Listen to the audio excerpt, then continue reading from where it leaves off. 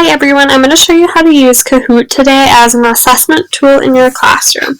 So when students log on to Kahoot, this is what they're going to see, just a game pin enter, which is nice because then you're controlling what they're on.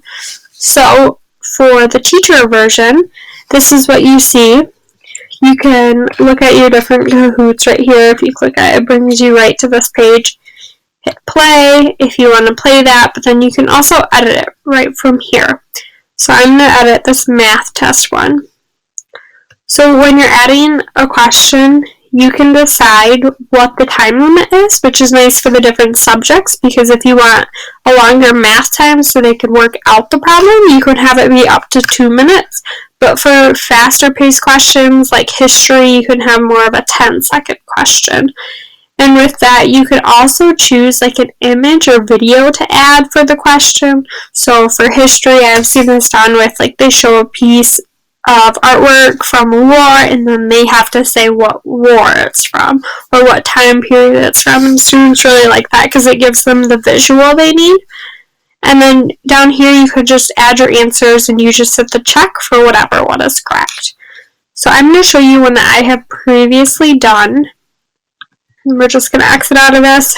So this is what I made for a college class.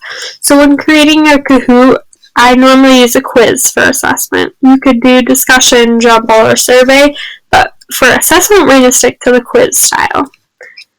So I'm going to go to this one right here. So when we hit play on the teacher screen, you do a one-on-one classic because then it's going to give each student that overall assessment instead of just like a group. So what happens is this will give us a pin to enter. This is our pin. So when we go, we'll just copy it and paste it into the student version. So students would just paste it and then they're ready to go. And there's my username, so just a first and last name.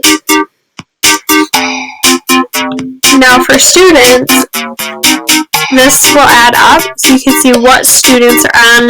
Their names will also pop up so you can remind students that aren't paying attention or focus, like, hey, you need to log in. I really like that. So when you hit start,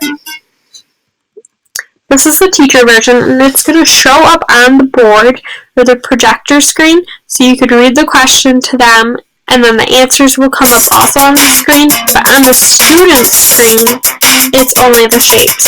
So this means they have to have their eyes in the front, listening and paying attention. So we're just going to select one.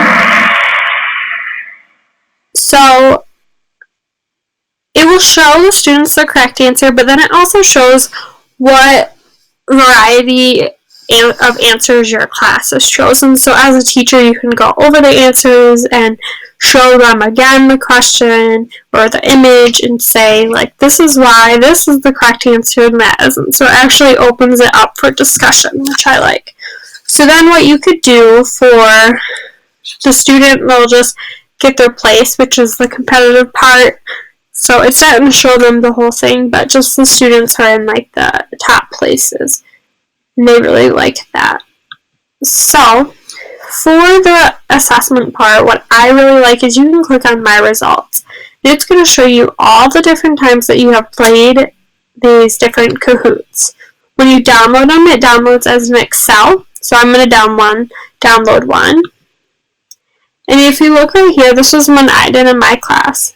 The overview shows us the class results. So we can see that 89% of the questions students got correct, which is really great. But then you can also see the different question breakdowns, who answered it first, who got it correct, who did not get it correct, which I really like because then you can see if the student needs to work on different subjects or just overall. And it helps because if you go to question summary, this is overall all the different things. How did students do? But final scores, you're probably going to have students already know who got first place, but this also helps because you can see that these are the top students. The other students probably need to do a little bit more practice, which is really nice to know.